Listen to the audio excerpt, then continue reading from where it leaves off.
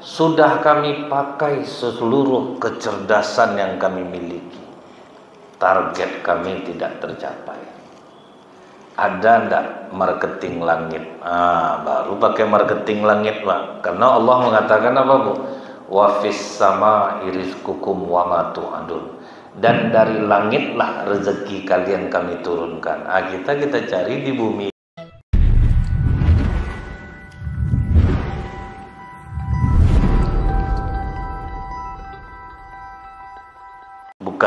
Bukan dia.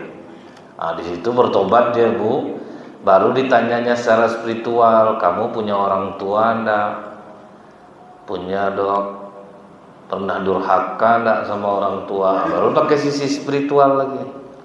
Iya, saya nakal, saya suka melawan sama emak saya. Dipanggil emaknya, sudah emaknya memaafkan ya, baru keluar anaknya, Pak. Jadi ternyata, Bu, banyak kadang penyakit kita ini sebetulnya spiritual yang kena, Pak. Cuman kita cari secara duniawi. Kita tidak minta tolongnya kepada Allah. Karena anak durhaka banyak sekarang tuh. Dia kerja suami istri, anaknya ditinggalkannya ke nenek kakeknya. Kakek nenek inilah yang mengasuh anak tuh, Pak. Anak macam ulat lah kelakuannya, Bu. Sibuk mainnya ke tangga masjid aja, Pak. Ini. Taunya kita dia nganggap orang tuanya pembantu.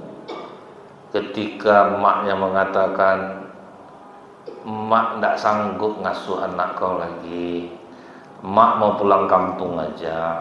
Kata anak ini, tidak masalah sih, Mak, cuman mohon maaf, kami tidak bisa lagi ngasih bulanan karena harus cari pembantu.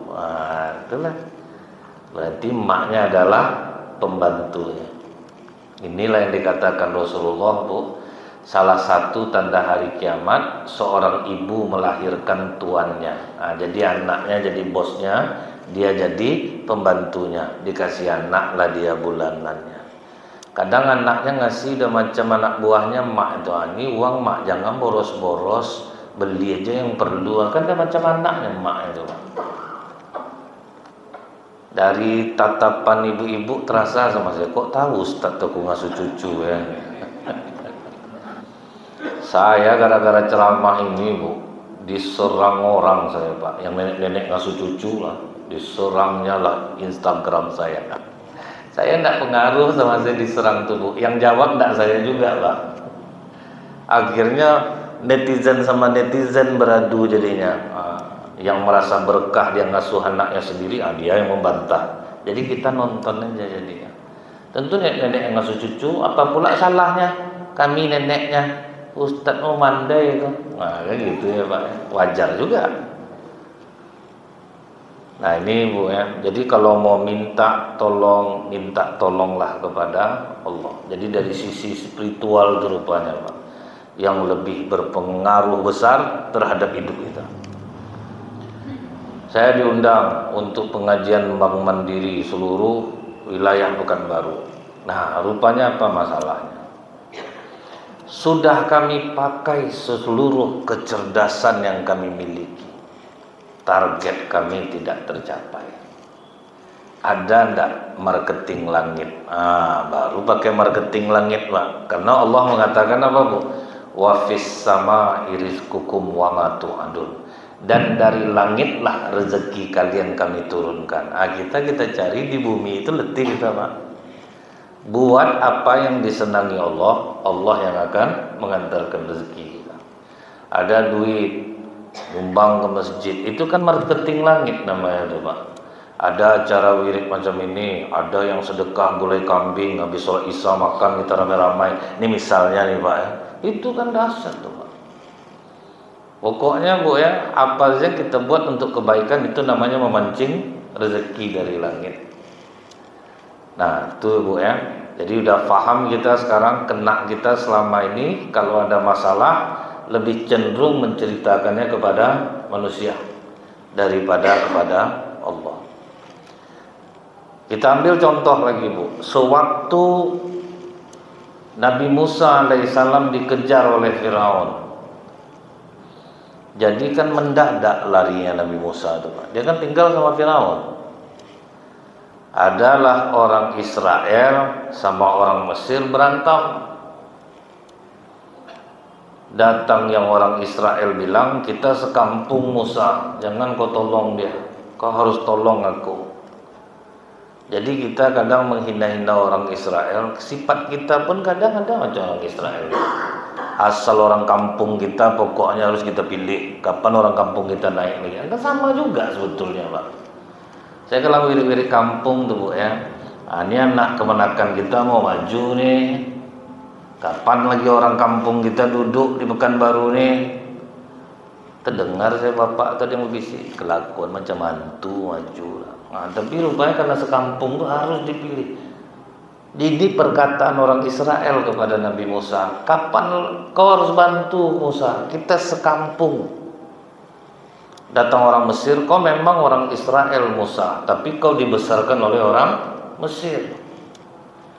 Akhirnya jiwa primordial Nabi Musa keluar, jiwa kesukuannya keluar, Pak. Dibantunya lah orang Israel, ditempelengnya lah orang Mesir Kipti ini. Mati tempat. Karena tenaga Nabi Musa itu sama dengan 10 orang laki-laki perkasa. Ditempeleng sikit, mati langsung, Pak. Mati di tempat. Disitulah Nabi Musa minta ampun kepada Allah atas kekhilafannya. Rupanya diburu oleh Fir'aun, lari tanpa ada uang, Pak. Jadi dari sini kita tahu, Bu, walaupun Nabi Musa itu kuat, perasaan takut itu tetap ada. Harus menyelamatkan diri itu tetap ada. Jadi tidak mau konyol gitu.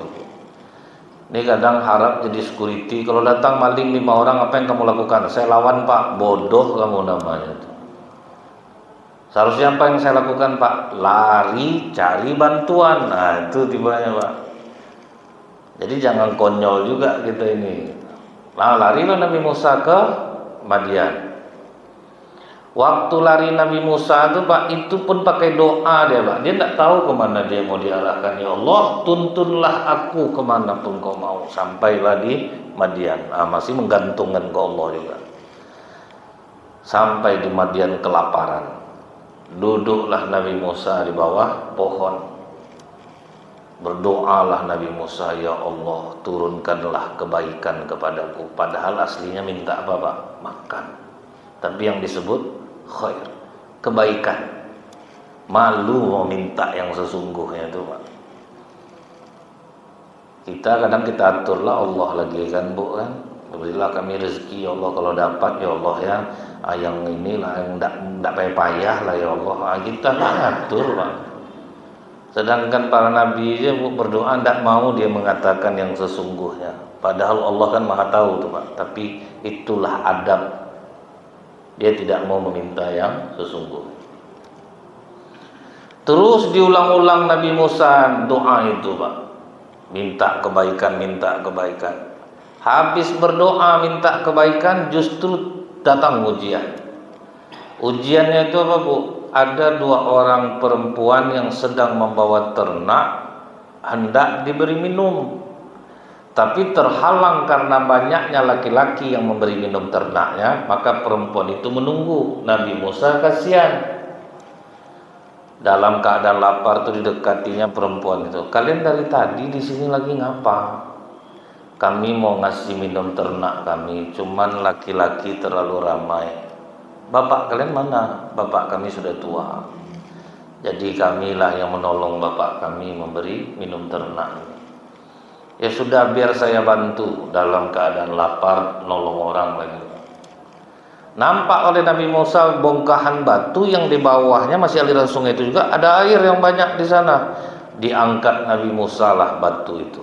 Terkejut perempuan ini, batu sebesar itu mudah diangkat oleh Nabi Musa. Tapi Nabi Musa bukan MPO nih, Pak, bukan tebar pesona pula, enggak. Memang itu memang menjadi kebiasaan beliau diangkatnya. Dikasihnya lah ternak perempuan ini minum satu persatu sampai dapat kenyang semuanya. Setelah itu Nabi Musa kasih kepada perempuan ini tali ternaknya. Nabi Musa duduk kembali di tempat semula.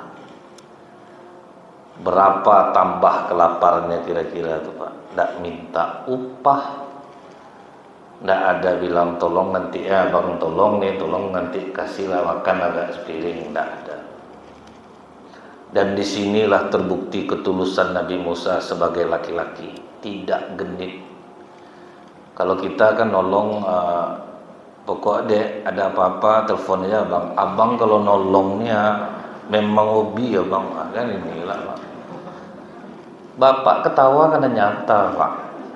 Payah pak jadi laki-laki tulus tuh. Ingat saya dulu di Samratulangi itu ada orang jual gorengan banyak dulu tuh. Pasti yang cantik tuh yang ramai orang beli pak. Yang nenek-nenek itu duduk aja bu. Mengparah kita nih pak. Ingat saya dulu asal pulang ceramah subuh ke Pandau, adalah anak gadis jual bubur ayam. Seramai-ramai bapak minum makan bubur ayam di sana. Sampai jadi tanda tanya saya bu, sejak kapan lah atuk-atuk nih suka bubur ayam tiap hari ini ya? Nggak ada makan lontong pula bu. Kalau lendang sesekali oke lah pak. Akhirnya bergantilah sama mama yang jualan, langsung sepi. Nggak ada lagi bu. Tutup jadinya bubur ayam itu semenjak emaknya yang jualan. Susah menjadi laki-laki yang tulus, susah. Nah Nabi Musa mengajarkan bu, bantu, udah bantulah, jangan macam-macam. Karena bapak ini kadang bu sama istri orang ramah minta ampun pak. Itu yang kadang sedihnya istri-istri itu. Tak tanggung ramah bertanya, bu sehat. Nah, jadi kadang ibu-ibu ini tertipu lah, dia tak seramah suami aku, padahal dia di rumah parah juga bu. Cuma kadang ibu-ibu ini dibandingkannya pula pak, tengok bapak apa tuh ramah, padahal istrinya gitu juga di rumah, tengok bapak apa tuh ramah. Sama semua. Sama orang ramah, datang istri mengadu, bang sakit perut aku bang, makan juga cabai itu lagi. Kalau ke istri. Tapi kalau ke orang udah coba obat ini kak, biasanya mau tuh kak, insya Allah lah, kan pakai gitu lah. Tahu saya permainan bapak nih pak, udahlah tuh ubah lah tuh. Yang seharusnya dapat keramahan kita itu kan istri, anak-anak. Makanya kata Rasulullah pak, salah satu permainan yang tidak sia-sia itu adalah bercandanya suami dengan istri. Itu termasuk permainan yang tidak sia-sia pak. Dinilai ibadah dalam Islam dulu, bercanda dengan istri. Tapi hati-hati pak, tengok juga istri bapak posisinya, bisa diajak bercanda atau enggak. Nanti terjadi nanti bu, saya pernah mencontohkan bahwa pikiran kita ini lebih kencang ke kiri daripada ke kanan. Lebih mudah dia buruk sangka daripada baik sangka. Saya tes langsung ke jamaah, bapak ibu saya mohon maaf sebelumnya, kata saya. Sebetulnya sebelum saya berumah tangga dengan istri saya yang sekarang, saya cukup lama hidup dengan seorang perempuan yang tidak akan pernah saya lupakan. Berubah muka jamaah. Perempuan itu adalah mak saya. Kan betul tuh pak. Itulah mudahnya orang berburuk sangka. Ada bapak ini ditesnya ke istrinya, tapi temponya terlalu lama mungkin pak. Maaf papa mau terus terang katanya, tapi jangan mama marah. Dia apanya pula pak, dibuat-buatnya pula. Ngapa pak, jujurlah istri sedang menggoreng bu. Sebetulnya mah sebelum kita berumah tangga, malas papa ngomong, kenapa penasaran pak, dibuat-buatnya pula bu. Jujur aja lah papa, ngapa papa sebetulnya nih, sebelum kita berumah tangga, papa pernah tinggal dengan seorang perempuan yang tidak bisa papa lupakan sampai kapanpun. Jadi sadarnya saya itu di rumah sakit nih lah Ustaz. Saya jenguk di rumah sakit tuh pak, rupa kena pukul pakai penggorengan tuh.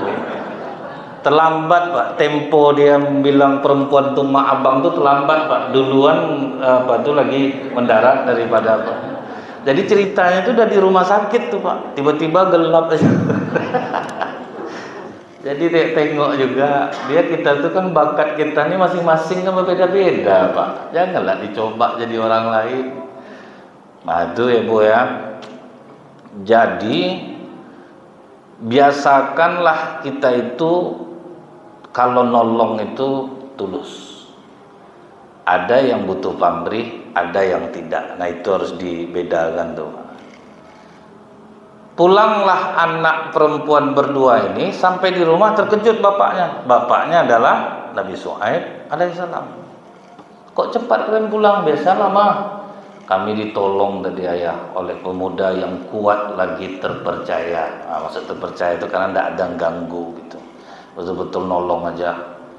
Setelah itu apa kata Nabi Syuaib? Undang pemuda itu ke rumah, akan kita jamu makan. Itu cara Allah, Pak. Skenario Allah ngatur Nabi Musa dapat makan itu. Datanglah perempuan dua ini sambil malu-malu berjalan.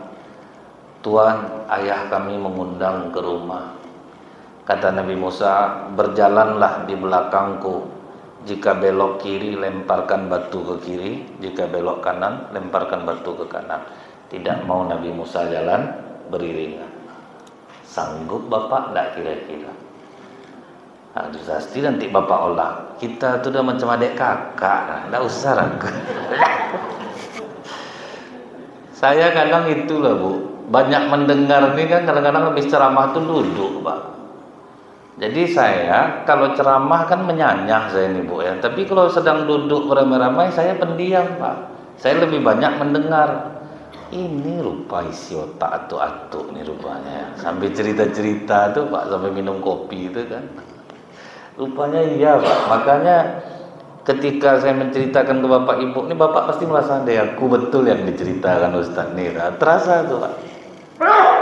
Kemudian begitu sampai di rumah Nabi Syuaib, dijamu makan.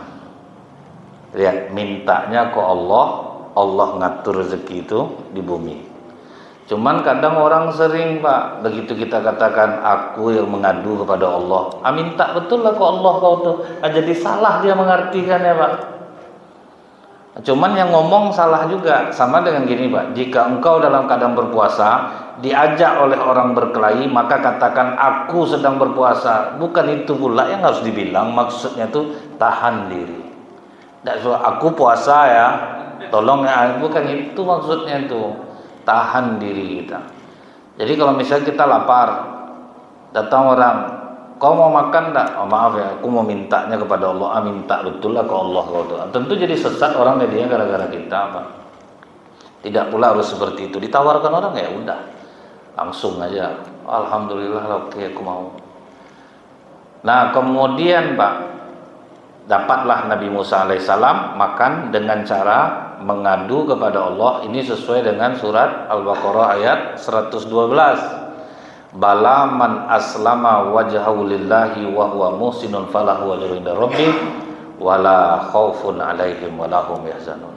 Serahkan masalah kalian kepadaku, ibadah kalian dengan baik. Nah, itu kata Allah Pak. Tidak akan khawatir, tidak akan bersedih hati. Allah sedang ngomong, serahkan kepadaku. Masalah apa saja, jangan cerita ke orang terlebih dahulu. Ceritakan ke Allah, nanti Allah lah yang menyusunnya Pak. Skena itu yang membuat kuat keyakinan kita kepada Allah. Pasti itu yang menguatkan kita Bu.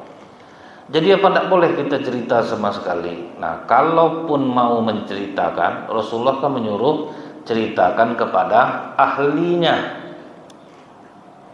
Kalau sakit, ahlinya siapa Bu? Dokter. Cerita ke dokter, jangan ke kawan Pak. Bertambah penyakit kita karena kawan kita tidak dokter. Agak sesak dadaku sebelah kiri nih Pak. Hati-hati tuh Bang. Keponakan aku macam ini juga gejalanya nih. 2 hari sudah tuh masuk di rumah sakit, hari ketiga mati dia. Itu bertambah takut itu dibuatnya Pak. Kalau sedang tidak ada duit, kita ceritalah ke kawan yang kaya. Jangan yang senasib.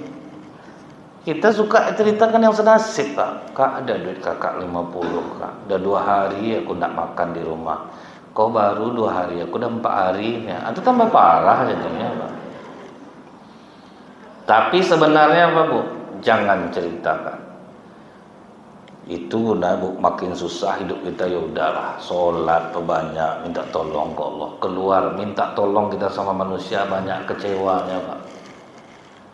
Manusia menolong kita mau sekali ya Pak, pinjam duit sekali, 2 kali, awaklah diolah, pinjam terus aja. Itu sifat manusia, manusia pembosan. Kalau Allah makin nyinyir minta makin senang Allah, Pak. Jadi ini Bu ya, minta makan aja yang sepele Nabi Musa kepada Allah. Kemudian siapa lagi? Rasulullah Shallallahu Alaihi Wasallam. Ketika perang Khandaq itu perang yang teramat sulit, ekonomi sedang jatuh total, Pak. Rasulullah sambil membuat lubang itu kan ikut Rasulullah tuh, Pak, menggali parit itu tidak makan berhari-hari. Yang tahu siapa? Abdullah bin Jabir. Dia terdengar dekat dia dengan Rasulullah, Pak. Kok waktu Rasulullah membungkuk, krak. Disangkanya perut Rasulullah itu kelaparan berbunyi, rupanya bukan, Bu. Saking laparnya diikat Rasulullah pakai batu, Pak. Jadi beberapa butir batu diikat oleh Rasulullah di perutnya untuk bisa menegakkan perutnya. Tapi tidak ada Rasulullah cerita ke sahabat dia lapar, tidak ada. Abdullah bin Jabir melihat itu langsung lari ke rumah. Ditanyanya ke istrinya, Rasulullah kelaparan. Ada ndak yang bisa kita masak? Ada, tapi hanya untuk 2 orang. Kau bisikkan aja nanti ke Rasulullah ya. Oke lah. Begitu udah masak, datang Abdullah bin Jabir ke Rasulullah. Ya Rasulullah, istri aku masak, tapi bisanya untuk 2 orang. Silahkan ke rumahku ya Rasulullah. Langsung diumumkan Rasulullah, wahai para sahabat, Jabir mengundang kita minum, Abdullah bin Jabir. Silahkan kita ke sana. Pucat Abdullah bin Jabir, Pak. Apa kata Rasulullah? Jangan ada yang membuka periuk sebelum aku datang. Biarkan aku yang menakarnya. Disitulah terjadi keajaiban Rasulullah Sallallahu Alaihi Wasallam. 80 orang makan kenyang semua, Pak. Rasulullah yang menyenduh. Baru terakhir Rasulullah Sallallahu Alaihi Wasallam. Untuk giliran makan umatnya dulu, dia belakangan. Nah, itulah sifat Rasulullah itu, apa ndak menjadi teladan seluruh umat, Pak. Saya pernah mempraktekkan makan terakhir itu gagal ya, Pak. Kejadian di area duta, Pak. Pas masuk jam makan, saya suruhlah karyawannya itu makan. Rupa ndak ditinggalkan ya saya, Pak. Tinggal bawang bombay lagi, Pak. Waduh, padahal saya sedang lapar betul, Bu. Temenung saya di jalan, Pak. Sejak itu ndak mau saya lagi, Bu. Gagal saya. Asal disuruh makan langsung cepat saya, Pak. Nah, itu sepele, Pak. Susah ngamalkannya.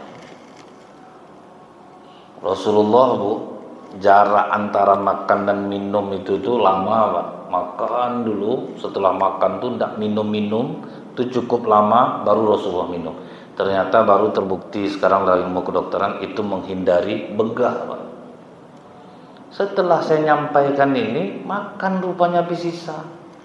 Tucuki saya, Pak Ji minta, ingat kaji tadi Ustaz. Tak sanggup saya Pak Ji itu.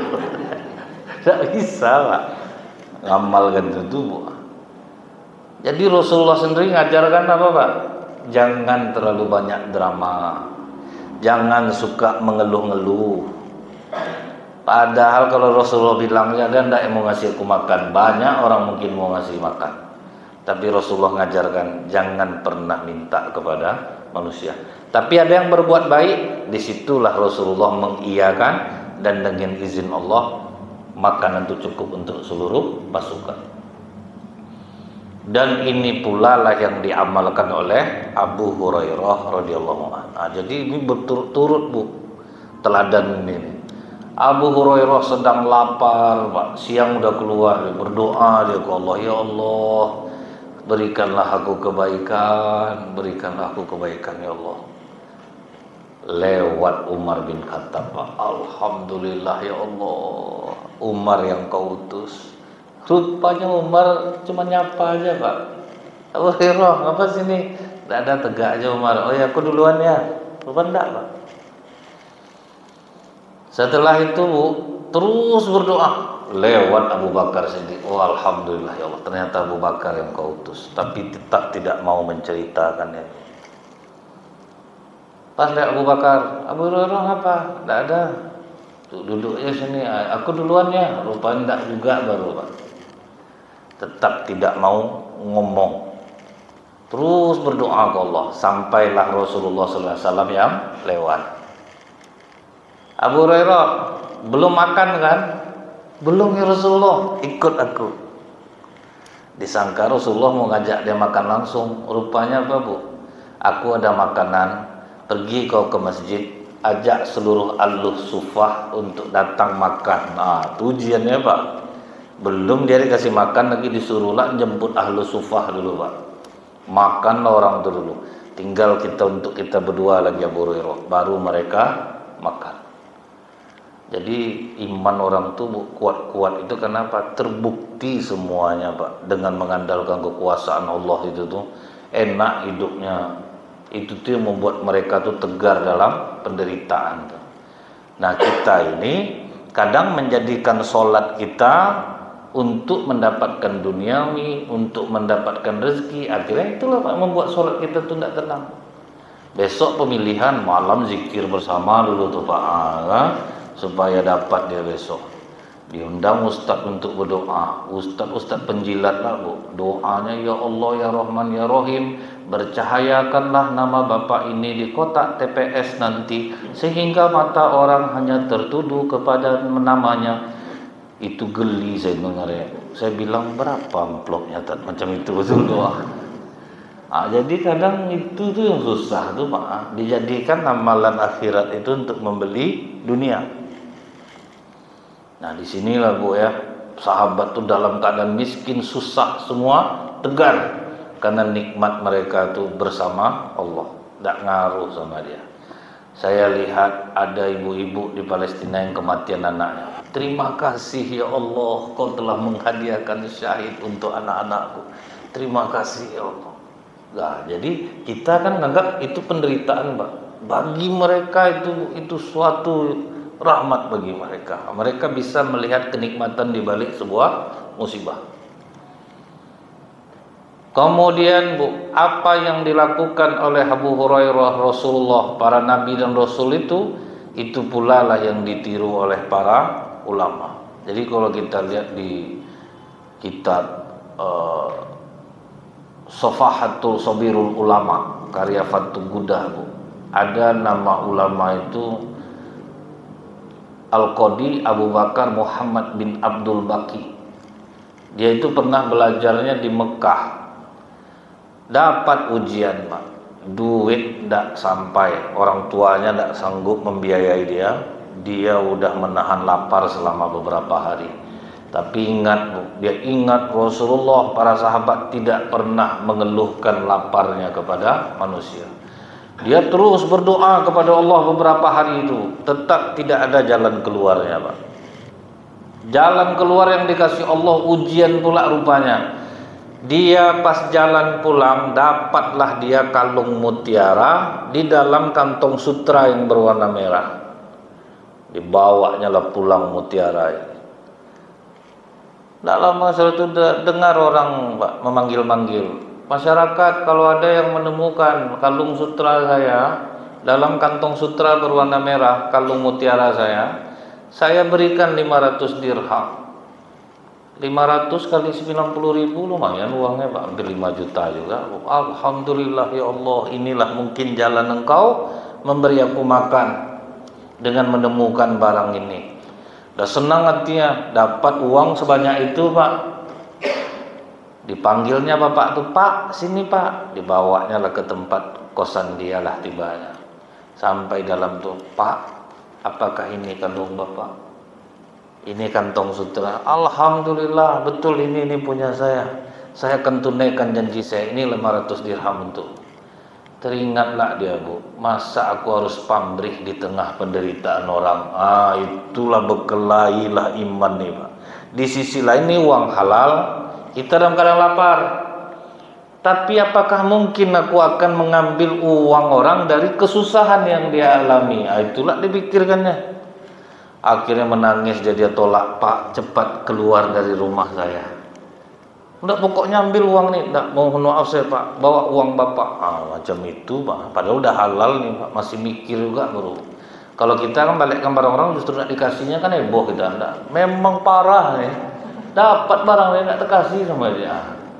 Itu susahnya tuh bu. Ini dia tahu dia diuji pak, padahal ini uang udah halal nih, dibalik kan ya. Enggak, saya enggak mau pak, ambil uang bapak. cepat keluar dari rumah saya, jangan ganti akhirat saya dengan dunia.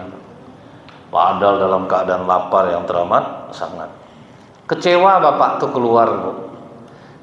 Tapi akhirnya dia keluar dari masalahnya, tidak diceritakan dalam riwayat ini. Beberapa tahun setelah kejadian itu, dia selesai belajar di Mekah, naik perahu pulang ke Syam. Dihantam gelombang lah kapalnya itu, Pak. Selamat dia dengan bergantung ke beberapa kayu, Pak. Teringat ya, mungkin ini balasan dari kebaikan dia dulu. Selamat dia di laut, kemudian dia menepi sampailah ke sebuah desa. Di desa itu yang pertama kali dicarinya apa, Pak? Masjid. Sujud syukurlah dia di masjid itu. Dibersihkannya dirinya, mandi dia. Pas masuk waktu asar azan lah dia, Pak. Dia orang berilmu, suara bagus, tentu heran masyarakat ini baru dengar kita suara ini. Makanya Bu, disunnahkan yang azan itu orang-orang bersuara bagus. Di masa Rasulullah yang boleh azan cuma 2 orang, Abdullah ibnu Umi Maktum, kemudian Bilal bin Rabah. Tidak ada selain itu. Umar tidak ada, Abu Bakar tidak ada. Jadi saya mohon Pak, Bapak yang bersuaranya agak kurang, tolong jangan azan. Nanti berdosa orang di rumah dengar, nanti aturan datang ke masjid jadi tidak, Pak. Siapa suara macam serinai mau azan lah. Kecuali Pak, memang tak ada orang lagi waktu masuk, itu mau tidak mau azan lah. Dia kadang salah ibu juga, Bu. Ibu ini udah senang suaminya mau ke masjid. Pas pulang suaminya habis sholat maghrib, dengar suara azan dari dengar Bang, abang yang azan, Masya Allah Bang, merinding aku dengar suara abang. Tuh tambah candu Bapak tuh azannya dia. Sampai sholat dia dekat mik azan tuh, tidak boleh orang gantikan dia. Jadi dari dulu tuh memang seperti itu Pak. Ini bukan untuk menjatuhkan atau apa. Rasulullah tuh pun tidak sembarangan loh Pak. Misalnya nih, sebetulnya yang paling apa tuh tidak boleh mendirikan sholat berjamaah tanpa izin imam tetap. Itu Pak. Ditunggu dia dulu keluar, kan itu yang sebetulnya Pak kan. Jadi tidak boleh sembarangan orang maju jadi imam, orang azan sebetulnya Pak. Cuma di masyarakat kita tuh mungkin hari ini belum bisa kita amalkan, suatu saat mana tahu ada yang tetap terus bisa. Ibu-ibu yang bersuara bagus, pengaruhnya besar. Nah jadi begitu dia azan, ramai orang datang ke masjid. Setelah sholat asar ditanya-tanya orang, dibilang dia dari Mekah, dia belajar di Mekah. Oh kalau begitu mungkin ini sudah skenario Allah nih Ustadz sampai di sini. Tolong ajarkan orang kampung kami biayai hidup Ustadz selama di sini. Ajarkan kami sholat yang benar, ajarkan kami agama, ceramahi kami. Setelah lama Ustadz itu di sana, orang kampung takut kehilangan dia. Ustadz, di kampung kami ini ada anak perempuan cantik, anak yatim, orang kaya. Ustadz nikah ya sama dia, dipaksa oleh masyarakat. Akhirnya udah saya coba ta'aruf dulu. Setelah ta'aruf rasa-rasanya cocok, baru ke tahap nazar, boleh saling melihat. Jadi boleh perempuan itu membuka cadar atau membuka jilbabnya untuk dilihat kepada orang yang menjadi calon suaminya. Pas dia membuka jilbabnya itu terkejutlah Al-Qadi Abu Bakar Muhammad bin Abdul Baqi ini melihat kalung yang dipakai perempuan itu. Sampai keluarga perempuan itu bilang, Ustadz mata kemana nih? Masa tidak ke wajahnya, masa kalung dilihat? Langsung kata Ustadz tuh, kalung ini mengingatkan aku dengan suatu peristiwa beberapa tahun yang lalu. Pernah ada bapak kehilangan persis kalungnya seperti ini dalam kantong sutra yang berwarna merah, dan aku yang menemukannya. Langsung takbir keluarga perempuan ini. Berarti kaulah yang sering diceritakan bapak perempuan ini dulu. Dialah yang kehilangan kalung yang kau temukan itu. Sampai dia berharap mudah-mudahan Allah menjadikan kau menantu dia. Akhirnya itu yang membuat kau sampai kemari. Jadi yang payah-payah jodoh, jujur-jujur aja lah hidupnya. Allah yang ngantarkan Pak, ngatur skenario hidup kita itu. Jadi Allah yang ngaturnya. Kalau kita nyerahkan kepada Allah, Allah lah yang akan mengatur skenario itu. Jadi mudah-mudahan ini membuat kita semakin yakin dengan kekuasaan Allah. dan membuat kita semakin dekat dengan Allah. Subhanakallahumma bihamdika asyhadu an la ilaha illa anta astaghfiruka wa atubu ilaik. Assalamualaikum warahmatullahi wabarakatuh.